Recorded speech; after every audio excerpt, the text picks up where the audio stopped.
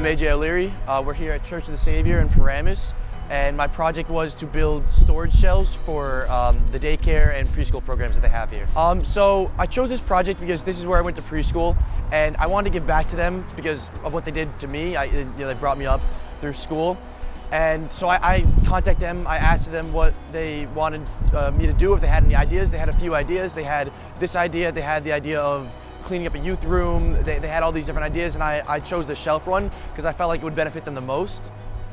And so they told me that it took about 45 minutes. It took about 45 minutes to get the toys from the room to set them up and the chairs and all that stuff.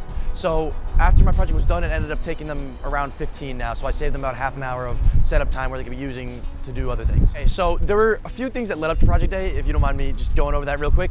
So there were a few weekends before the actual day of the project where we went to my Nana's house to go pre-build the shelves themselves before bringing them into so it'd just be easier instead of building it all on the day, because it'd take up too much of their time, it'd take up too much of our time. If we could just pre-build it before, it'd be a lot easier. So we went to my Nana's house because her driveway is a lot bigger than mine is. So we built the shelves themselves, didn't attach them to the big units yet. We didn't build the big units yet. We just built the shelving pieces themselves. And then we drilled all of those together. It took us about 3 or 4 weekends, grabbed a bunch of scouts. We went over there, got it done pretty efficiently. Once we learned how to do the first 1 or 2, then we just kept on getting it done. Then came Project Day, and that was the day that we showed up here.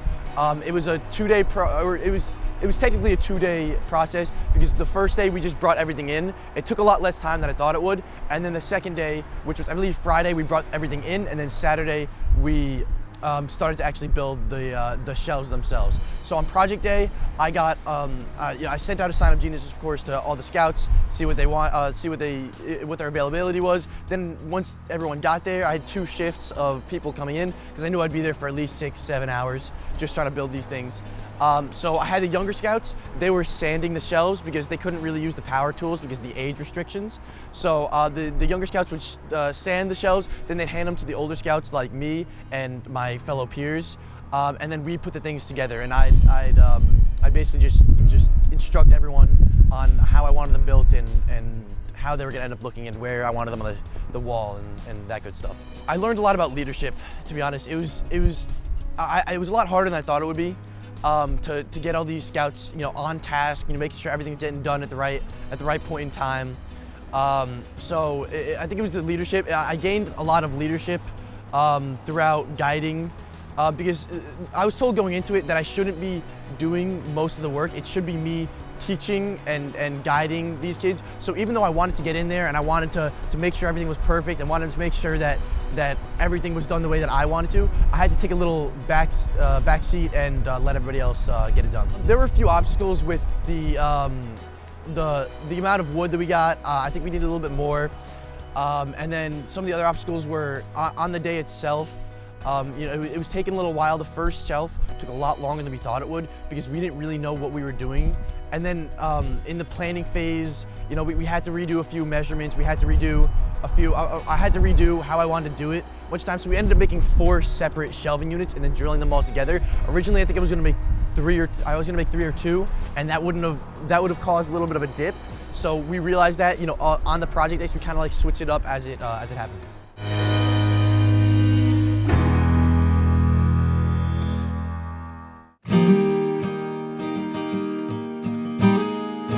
My name's Gabriel Dunn of Troop 2295, and we are currently at the Grace Lutheran Church where I did my Eagle Scout project. So my project is 3 picnic tables that are wheelchair accessible, and I painted them green, yellow, and blue to honor my mother and my grandmother's Brazilian heritage, mine as well, I guess. Well, we talked to one of our buddies here, Pastor Sweet, who I've come to become very friendly with. He's a really sweet guy, as his name states. And he said that he needed some picnic tables for the preschool children of Grace Lutheran to use during, outdoor time, for lunch, snacks. The tables were actually pre-built at my dad's friend's warehouse, so we had already done all the cuts for the wood. And then we came back, brought them back to his house, then we painted them, got them pre-assembled, loaded them in the truck, and we had a couple of scouts help me out, carry them out here, and set them up the way they are.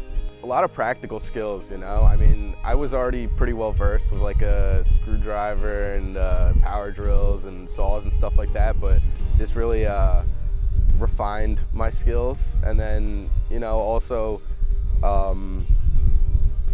working with the Scouts taught me more leadership, getting in that position of, you know, having people do what you need them to do. Community as well, you know, I got to get a lot closer with the church members here, Pastor Sweet. It was nice being able to leave school and see the preschool children using my tables throughout the day, knowing that they're getting used well. Definitely I'd say timing and weather. It was, you know, it was kind of a tough squeeze because it was my senior year and I was trying to get everything done pretty fast. And, you know, the weather wasn't helping out very much. We needed, you know, nice weather to come and set them up and paint. You know, Scouts were either on camping trips or they had other family commitments that they needed to go on. So trying to find enough people to come and help me out, it was definitely a struggle, but I found a good few and the project came out really good. I just want to thank my parents for helping me out, you know, thank Scouting for everything it's done for me, and that's it.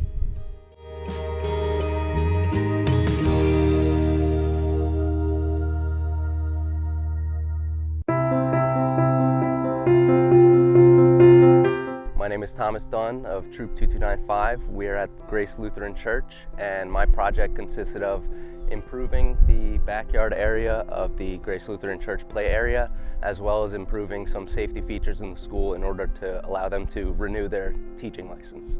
I chose this project because my brother had previously done his project here, so I thought it would be good to come over and see if they had any other things for me to do. And I spoke with Pastor Sweet, and he said there were a couple safety issues that needed to be fixed for the school to renew their license, and so I figured, you know, this would be a good spot to help out. So the first installation was the tempered film on classroom windows. So I arrived sometime in the afternoon with the help of my dad's friend, Mr. Burmaster, and my brother, and we had to cut pieces of tempered film to the size of classroom windows. Then we needed to clean the windows, scrape them, and apply the tempered film. And this was in order to prevent any shattering. If the children had broken the windows, the tempered film would prevent it from breaking into a lot of pieces that could cut them. So it just improved the safety of the classrooms, and I did that on 12 different classroom windows. Then the next stages were cleaning and power washing a wall over there. That had some challenges in itself because the power washer decided to not work. So we had to run to Ace Hardware, get a new spark plug, change that, still didn't work. Tried to add more fuel, didn't work. So we had to come back another week and redo that. But once we did that, it was okay. And then the last part of the project was the fencing around the AC units. That consisted of multiple different project days. Over at my dad's friend's house, I gathered as many Scouts as I could, and we measured the pieces to size, and we had 6 different panels that we built there, and we brought those 6 panels here to the work site to install on the day of the project. I learned a lot of leadership, a lot of communication skills, and determination, you know, perseverance too, because this project, you know, a lot of time and years have gone into becoming an Eagle Scout, and you know, with communication, having to go out and speak to people at restaurants to, you know, do fundraisers or contact people for fundraisers taught me a lot about communicating with people, and leadership especially, having to control large groups of people in order to get them to, you know, half of them do this, half of them do that, make sure everyone's working on time, you know, taught me a lot about leadership. Here, along the fence, there were a lot of bushes and branches that were sticking out. It was also tough to zip tie that blackboard and those crayons over there because we couldn't get behind the fence. But otherwise, there weren't too many challenges on the day of the project.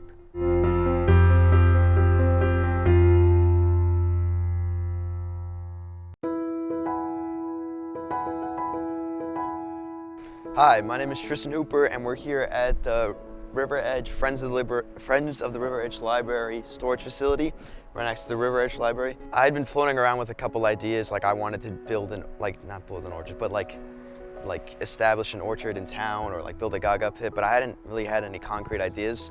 And then Mr. Kress approached me and AJ O'Leary, and with a potential project said pretty much it was set in stone. This is what they wanted, and if either of you to reply first gets to do this project.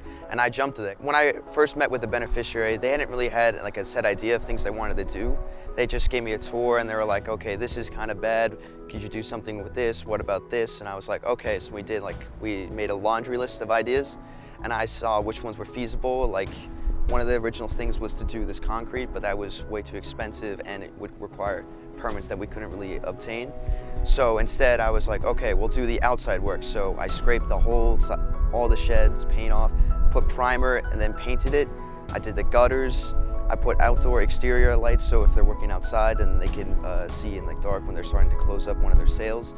And then I fixed some of the rotted floorboards, like the outside of this garage door frame that was all rotted, so I had to replace that. And then of course you have the banners on the outside, that came last. And then if you were to open it up, then you would see that there's whole new shelving systems installed that are not only take up much less space, but they give them more square footage of shelving so they can store more stuff, which takes up less space. And I also, using the old shelving that I had taken out and replaced, I built an island or work surface in the center that they could use when they're sorting books and donations and stuff like that. And also I put LED lights on the inside because all the light bulbs weren't working, so I had to do that. A lot of it was time management because you have to take into account for the season. So I started my project in early September, so it would be more beneficial to do the exterior work first before the weather started to turn. So that had to be planned out accordingly. And another thing was I had to get a pod self-storage facility in order to hold all the books whilst I was doing all the interior work. So that had to be planned because you didn't want to get hit with a second bill. So you wanted to make sure that you can do everything you wanted to do inside within that time frame you had it rented. And another thing was organizing volunteers. With so many different work dates, I had to make sure I had enough people to do the work that I wanted to do on that work date. So a lot of that came up to organizing volunteers. Something I didn't expect to happen was when I was electrostatic painting the work surface, I didn't have enough voltage or like power in order to run the machine that the person I had brought in to help me with needed. So I had to go inside here to the cultural center and locate the switch that was giving us power, so then I could connect their machine to their power in order to run what I needed. And then another challenge was that when the weather started to turn, it was much harder to get volunteers because it was obviously much colder. And also I had several long work dates. I had a day where I was here for 11 hours in 30-degree weather working to set up the shelves. So that was a big challenge, trying to deal with the conditions.